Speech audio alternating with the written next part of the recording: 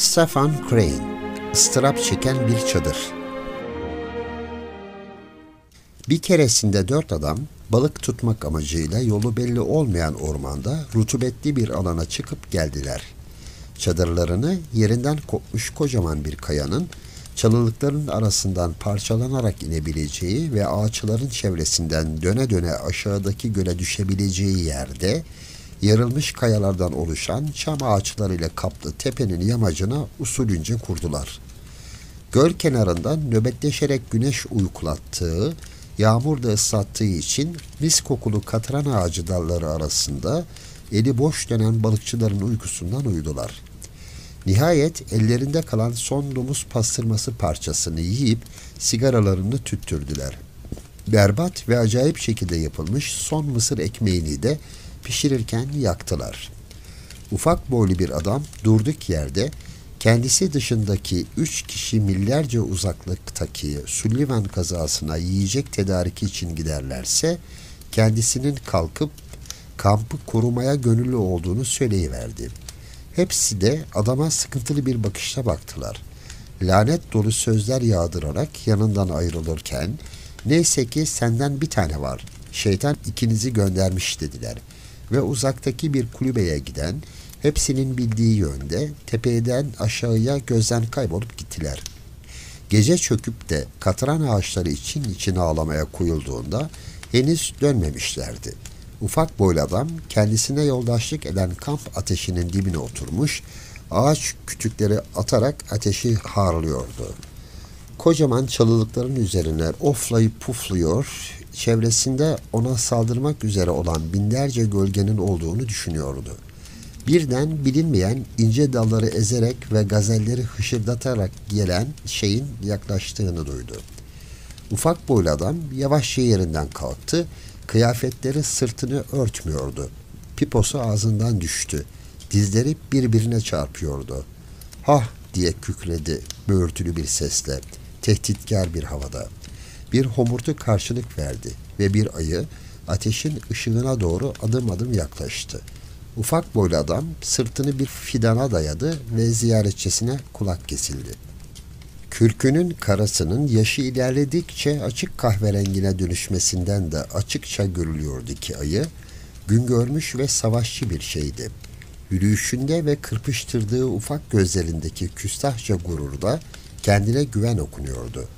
Dudaklarını içeri doğru çekmiş, beyaz dişlerini gösteriyordu. Ateş ağzının kızıllığını belirginleştiriyordu.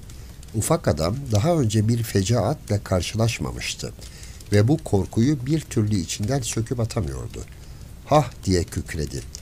Ayı bu çıkışı bir gladyatörün meydan okuması olarak yorumladı. Tedbiri elden bırakmadan yaklaştı. Ayı yaklaşırken dehşet saçan tekmeler birden adamın ayakları üzerine indi. Adam çığlığı bastı ve kendisini kamp ateşinin yanına attı. "Uf!" dedi ayı kendi kendine. "Bu şey dövüşmez, kaçmaya kalkar. Ben de onu enselerim, sanırım." Böylece suratına öylesine bir yerlere giden bir hayvan tavrı takındı. Sert adımlarla kamp ateşinin etrafında dolaşmaya başladı. Ufak adamsa bas bas bağırıyor ve kudurmuş gibi koşuyordu. Böylece 2 tur attılar. Tanrı'nın eli bazen haklıların üstüne ağır ağır iner. Ayı kazanmıştı. Çaresiz kalan ufak adam uçarcasına çadıra attı kendisini. Ayı durdu ve girişi kokladı. Birden fazla adam kokusu alıyordu.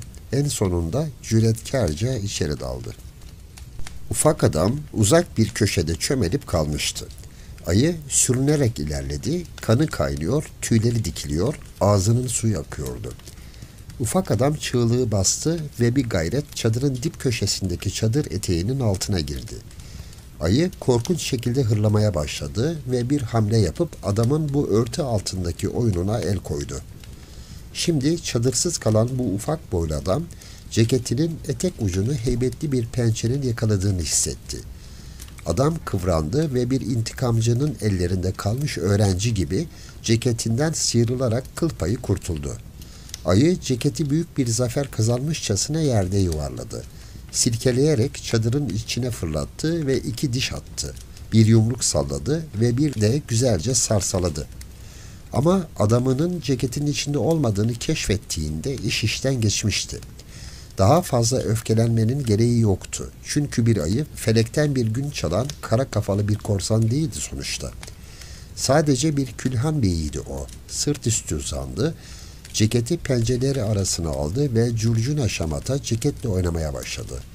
En korkunç tarafından ve insanın kanını donduran bağırtı çağırtılar ta ufak boylu adamın korkudan ağlayıp durduğu ağaç tepesine kadar ulaşıyordu. Korkuyla yalvaran ve kas katı kesilerek eğilen dallara tutunan birine yaraşır şekilde mızıldanarak inliyordu.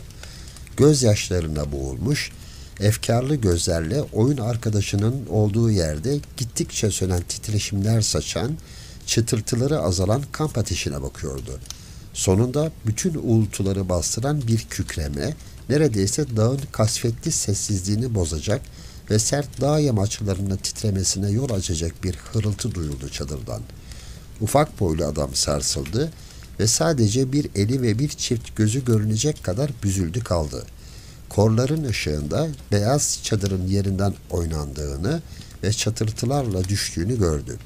Ayının bu neşeli oyunu orta direği yerinden etmiş ve kendi başına bir çadır bezi kıyameti indirmişti. İşte şimdi bu ufak boylu adam muazzam bir sahnenin tanığı olmuştu. Çadır dalga dalga çırpınmaya başlamıştı. Göl yönüne doğru koca koca atılan adımlarla çırpınarak gidiyordu. İçinden hayret uyandıran sesler geliyordu. Sökülen, yırtılan çadırın ve nefes nefese kalmış ayının inleme sesleri. Ufak boylu adam kıkır kıkır gülmek krizine girmişti. Çarşafa dolanmış canavar, çadırı çılgınca bir öfkeyle dağın eteğine sürüye sürüye götürmeden önce bu karmaşadan kurtulmayı becerememişti. İşte tam bu sırada ellerinde çıkınlar ve sepetlerle tepeyi tırmanarak gelen üç adam çadırlarını kendilerine yaklaştığını gördüler. Onlara bu gelen eşek arılarının kovaladığı beyazlar giyinmiş bir hayalet gibi göründü. İniltileriyle katran ağacının ince dallarını yerinden oynatıyordu. Adamlar çıkınlarını yere bıraktılar ve telaşla kenara kaçıştılar. Gözleri korkuyla parlıyordu. Çadır bezinden bir çığ sürüklenerek geçti yanlarından. Neredeyse bayılacak halde alıklaşarak ağaçlara yaslandılar ve kulak kabarttılar. Kanları donmuştu. Çadır hemen aşağılarındaki bir çam ağacının gövdesine kıvrılıp kendisiyle cebelleştiği yere çarptı. Bu üçü bu dürülüp kalan şeyi bir süre izlediler ve sonra korku içinde tepenin zirvesine doğru tırmanmaya başladılar. Adamlar gözden kaybolurlarken ayı olağanüstü bir gayretle aşka geldi. Bu beyaz şeye karmakarışık ve hüzünlü bir bakış fırlattı ve sonra ormanın içine kuytuluklara çıldırmış gibi koşmaya koyuldu. Korkuya kapılmış bu üç herif canlandırılmış ateşe doğru koşturarak geldiler. Ufak adam sakince sigarasını içen bir adam pozuna takılmıştı. Hep birlikte adamın üzerine çullandılar ve soru yağmuruna tuttular. Adam uzun uzun karanlık boşluğa bakarak afra tafralı derin bir oh çekti. Neyse ki benden bir tane var. Şeytan ikizini göndermiş dedi.